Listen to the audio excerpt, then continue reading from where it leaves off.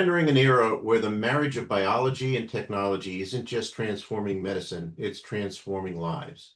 That quote from Eric Topol, an American cardiologist, genealogist, and digital health expert, couldn't be more fitting for the conversation we're about to have today. We're diving into how medicine and technology are reshaping the way we heal, prepare for surgery, and optimize results in aesthetic medicine. I'm your host, Ken Umansky, and on this episode of techKNOWlogy, we're exploring a breakthrough platform that's changing the game in non-invasive recovery and tissue care, not through drugs or downtime, but through precision, energy, and cellular intelligence. My guest today is Dr. Nikolov, a board-certified plastic surgeon and internationally recognized leader in facial harmony and body aesthetics. His private practice, the Nikolov Center for Plastic Surgery, serves patients from Beverly Hills to Madrid and is known for delivering results that are elegant, natural, and deeply personalized. Dr. Nikolov has been a trusted voice in aesthetic medicine for more than 2 decades, with appearances on CNN, CBS, NBC, and Discovery Health. He's published and lectured extensively and continues to train surgeons around the world in his techniques. Today, as Chief Medical Officer of Cellsound, Dr. Nikolov is helping bring non-invasive ultrasound technology into the surgical conversation, helping patients heal faster and less swelling, better skin quality, and smoother recoveries. Welcome, Dr. Nikolov, and we're really happy to have you here on techKNOWlogy today. I appreciate your willingness to share. Thank you for having me. Well, I'm really glad because I'm interested in a lot of the things it sounds like you're doing, and I know my audience is. So let's just begin with your connection to Cellsound. How did you get involved with that company? I used to work with another company which is in mode. It's one of the major players in the aesthetic world in the non-invasive and minimally invasive technology. And someone I used to work with came and brought this technology to me and said, "Look at this. This may be interesting to you." And to be honest, and I fully admit this, first time when he was talking about it, it's like, okay, this is too good to be true. I don't know if I want to waste my time with it. It's you're hitting every buzzword I want to hear, which is usually for me, my antennas are up. Nothing is that good. Right. So sure enough, he was persistent and came back around. And someone I trusted enough that I looked into the technology, and yes, I was one of the first few, very lucky to be that, in the country to use this technology and to be able to evaluate it and see what it does. Okay. So I have a lot of tech-minded people in my audience, so I want to unpack a little bit what's under the hood. Can you explain the cutting-edge technology behind Cellsound and what makes it different from all the other treatments? In a way, this is a very simple technology. In a way, it is not. But the simplicity is what makes it so great, at least in my eyes. It's unfocused ultrasound, and unfocused ultrasound is not uncommon. A lot of people have used it. But to differentiate it from focused ultrasound, where the waves meet at a predetermined point and deliver a large amount of energy, and as a result, you end up destroying tissue. Whether it's you're trying to break up kidney stones, brain lesions, whatever it may be. In aesthetics, that usually one of the companies that come to mind is Althera, where it will destroy fat. But the reason it hurts is it's killing cells. This is unfocused. So the waves are going parallel to each other. They never converge. It's low energy. We're talking about 2 watts per centimeter square versus 10,000 in some cases of high intensity focused ultrasound. So it's very low energy, does not cause any damage to the tissue. That is all in well. And we know that low intensity, unfocused ultrasound can help heal tissue.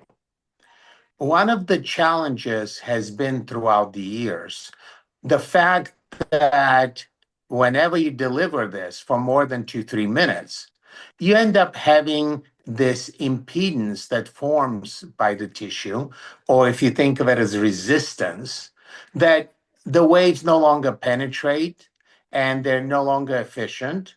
And as a result, the treatment is worthless. 2, 3 minutes and you're done.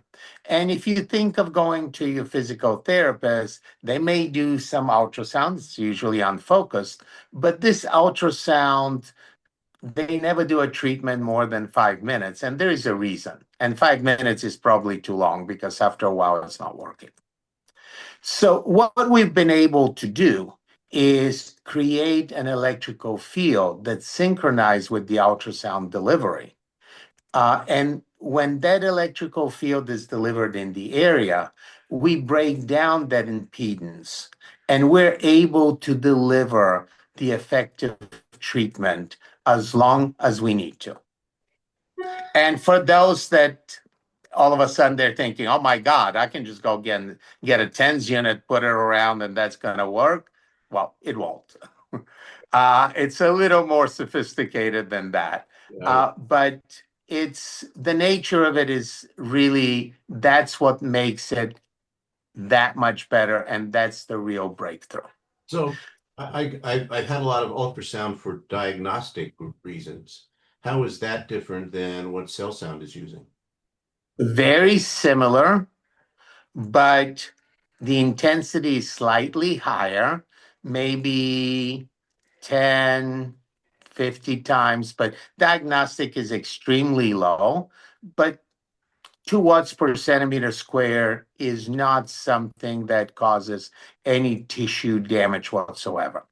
And the reason that people like the treatments, it doesn't hurt, and it doesn't hurt because there's no tissue damage, but also there's no inflammation. Yeah. And with all the things we've heard about inflammation, yes, it can heal tissue when you cause inflammation, but causing inflammation is not the best thing to do when you're treating someone, and especially if you're going to treat them for aesthetic reasons. So is the treating them for aesthetic reasons, is the result long lasting, or is it you need to repeat it over time? Well, that's an interesting question. And just like any procedure, just like any surgery or non-invasive procedure, you will have an improvement. However, what you do after that, it's on you. Yeah. You have to keep a good diet. You have to exercise. And it just changes the starting point from which you continue life. And what that would be, it's purely up to you. But whatever effect is, and just you said a bunch of techies listening to this and interested in how it works, because the questions frequently come up, well, how does it make the fat go away? The cells are not injured. However, they're thrown in a hyperresident state.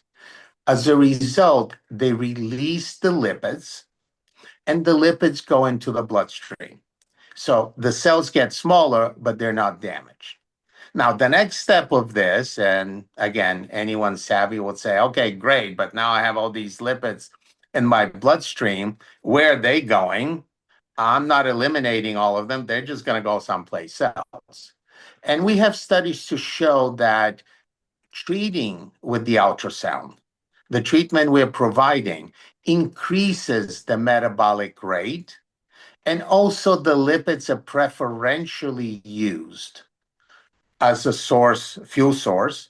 So not only do we use preferentially lipids, but the metabolic rate is so much higher that we can burn them up. And if you test lipid levels do not increase. Okay. So that's some of the things that always will come to mind. And that was the first question I had. It's like, okay, well, they're just going to go someplace else, but they get burned up.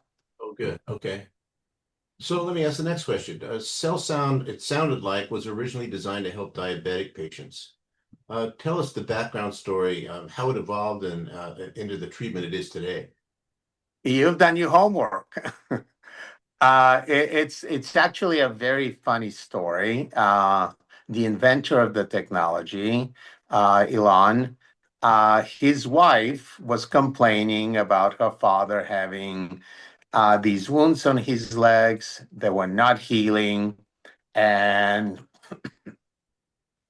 I mean, Elon is a genius in every sense of the word. No exaggeration needed there. It's not a hyperbole. He kind of thought, okay, after hearing how he wasn't doing anything for his father-in-law, he just ended up coming up with this contraption all on his own just to help his father-in-law. And sure enough, it turned out his wounds healed. This was over 10 years ago. Okay. So afterwards, they started doing it on other patients. It's been used on COVID patients for lungs to clear out the congestion and lymphatics. But what this does and why I find it so fascinating and intriguing, and I think it's great for aesthetics. Yes, we all want to slim down, but the important thing is it opens up the blood vessels, keeping them open, clears out the lymphatics, so that improves collagenesis, collagen formation. That improves also the cell division rate, that it returns to a more youthful rate. Mhm. As a result, you have healthier tissue. So not only do you look better, you're actually healthier. And areas that just need to a little sprucing up, a little blood getting there, looking more youthful. It's not only about fat loss. Okay. All right. So there's been advancements in all kinds of areas of medicine, especially in technology. How about in the technology of aesthetics and plastic surgery? Is it moving faster or slower? And well, what should we as laymen understand and expect in the years ahead? It usually, at least from my experience, I've seen it move and big jump forward, and then you'll see improvements on that technology. Those improvements carry on for a few years. Excuse me. And then hopefully you get a new technology. And then there is a leap forward as well. The example I can use initially, let's take lasers and laser resurfacing. The CO2 laser, when it came out, you can make the skin look better. Of course, now we know their limitations. And yes, it still was used, but in a much more limited capacity. Afterwards, you had radio frequency. And a company, as I mentioned, I was involved in mode. You were able to tighten the skin, you were able to tighten the tissue. And of course, that was through causing micro injury, just like the CO2 laser and all other erbium, etc. So it was creating thermal micro injury, sometimes not that micro, and it resulted in tissue tightening.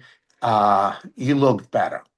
Mhm. Okay. This is the next step where we can improve the health of the tissue while we are sculpting. And that's the differentiation. We no longer have to cause inflammation or micro injury, and we're still able to achieve quite a bit of a result. That's great. Okay. So what kind of differences are you seeing, not just clinically, but how patients feel during the healing process? It sounds like you're creating a lot less damage, so therefore there's less pain. But how about the healing process? Is it longer or slower, or talk There about is no healing process. it? That's the beauty of it. There is no healing process. The protocol is usually 2 treatments a week for 3 weeks, so a total of 6 treatments. However, you can walk out 5 minutes later. Women usually would insist putting some makeup on, but not because of the treatment, because Vanity. they came in with makeup and we took it off. Right. They will go out. If it's a facial treatment, nobody would be able to tell, except that you will see the skin glowing and looking better. And you will see an immediate difference.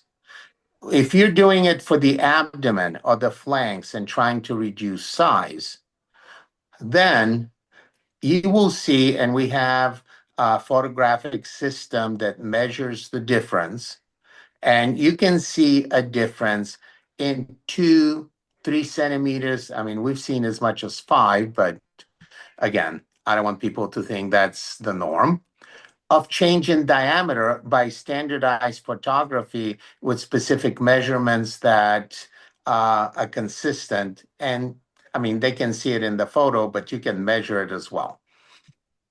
Okay. Once again, they can leave and they can do whatever they want. There are no limitations in activity, and there's no recovery. Well, that sounds like the ultimate, process. Well, now you know why I thought it's too good to be true. I'm a skeptic. Hey, me too, but that sounds like it's a breakthrough. For surgeons or clinics or patients or whoever who's just learning about this process, what's the one takeaway you want them to remember about Cellsound? The sky's the limit, what you can do with it. I'm a plastic surgeon. I love doing surgery. I'm not a med spa. I can share so many different ways that I use it in my practice every day, from using it after a facelift to decrease the swelling much faster and patients look better, to using it after a tummy tuck where, excuse me, I can reduce the swelling once again and they heal better and they look better, to use it after liposuction, also multiple times on revision surgery. It appears to soften the scar, so I do a lot of revision surgery, and that's much more difficult. So if you can soften the scar, it makes my life much easier during surgery, and I'm much happier. Yeah, I bet. Well, as usual, we've run out of time. I want to thank you for joining us, and us, I should say, for sharing all your insights, and for showing us today that the future of plastic surgery isn't just about what happens in the operating room. It's about what you can do before and after to make healing faster, better, and more complete, and even do away with healing altogether, which is really interesting and critical.